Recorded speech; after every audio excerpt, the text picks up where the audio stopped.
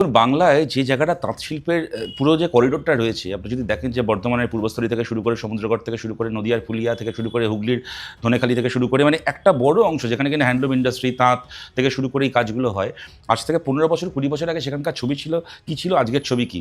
মানে সমুদ্রগড়ের দিকে একটা কথা ছিল, আমরা ছোটোবেলা থেকে শুনতাম, ওখানে যখন যেতাম আমরা, সমুদ্রগড়ের বসাকরা যখন বাজার করতে যায় তখন সবচেয়ে দামি মাছটা তারা কেনে। সেই সময় এই সমৃদ্ধিটা এমন পর্যায়ে ছিল, আর এখন তাদেরকে যখন পরিযায়ী শ্রমিক হয়ে অন্য রাজ্যে কাজ করতে চলে যেতে হয়। এটা কেন হলো? এটা তো একদিনে হয়নি। বামফ্রন্ট সরকারের সময় তন্তুজোর মাধ্যমে, তন্তুশ্রীর মাধ্যমে মানে ব্লকে ব্লকে তাঁতিদেরকে নিয়ে, তাঁত শিল্পের কারিগরদেরকে নিয়ে কোঅপারেটিভ করে তারা যে শুধুমাত্র তাদের প্রোডাক্টকে বিক্রি করতেন, সরকার তাদের কাছ থেকে কিনতো, তাদেরকে একটা লাভজনক দাম দিয়ে তারা শুধুমাত্র যে বিক্রি করতেন তাই নয়, তার পাশাপাশি সরকার তন্তুশ্রীর মাধ্যমে যে সেটাকে আবার যে গ্রাহকের কাছে বিক্রি করতো, তার যে প্রফিট হতো, সেই প্রফিটের একটা শেয়ার পর্যন্ত এই কোঅপারেটিভগুলো পেতো। এটা ছিল বামফ্রন্ট সরকারের মডেল।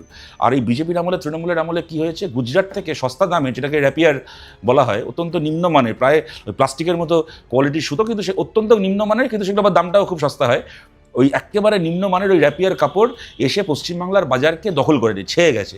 মমতা বন্দ্যোপাধ্যায় দাঁড়িয়ে দাঁড়িয়ে দেখছেন মোদির রাজ্য থেকে এই থার্ড ক্লাস কোয়ালিটির কাপড় এসে পশ্চিমবাংলার বাজারে দখল নিয়ে নিয়েছে।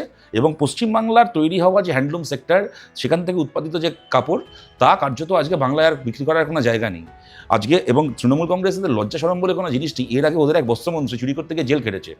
আজকের যে বস্ত্রমন্ত্রী তৃণমূল কংগ্রেসের আমলে স্বপন দেবনাথ, আমি পরিষ্কার এখানে আপনাদের কাছে বলছি, 10,000 টাকা করে, সে একটা স্কিম আনলো। প্রথমে কি বললো, 10,000 টাকা করে তাঁত শিল্পীদেরকে ধরে ধরে দেওয়া হবে সরকারের কাছ থেকে। তারপরে কি দেখা গেল, স্বপন দেবনাথের নিজের বেআই, ওনার নিজের ছেলের শ্বশুরমশাইয়ের কাছ থেকে সেইগুলো পশ্চিমবঙ্গ সরকার কিনছে।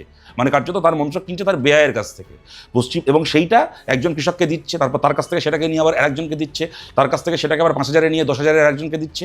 এইরকমভাবে কৃষকদেরকে লুট করে স্বপন দেবনাথ এবং তার বেআই মিলে পশ্চিমবঙ্গ সরকারকে মাঝখানে রেখে এই 2 নম্বরই ব্যবসা করছে। এই হচ্ছে তৃণমূল কংগ্রেসের আমলে পশ্চিমবাংলার তাঁত শিল্পীদের অবস্থা। আপনারা গোটা মানে বাংলার যে তাঁতের যে করিডোরটা রয়েছে, 15 বছর আগে সেখানকার ছবি যারা দেখেছে আর আজকের ছবি যারা দেখেছে, তারা জানে কীভাবে এই গোটা এলাকাকে এবং এই পেশার সঙ্গে জড়িত মানুষকে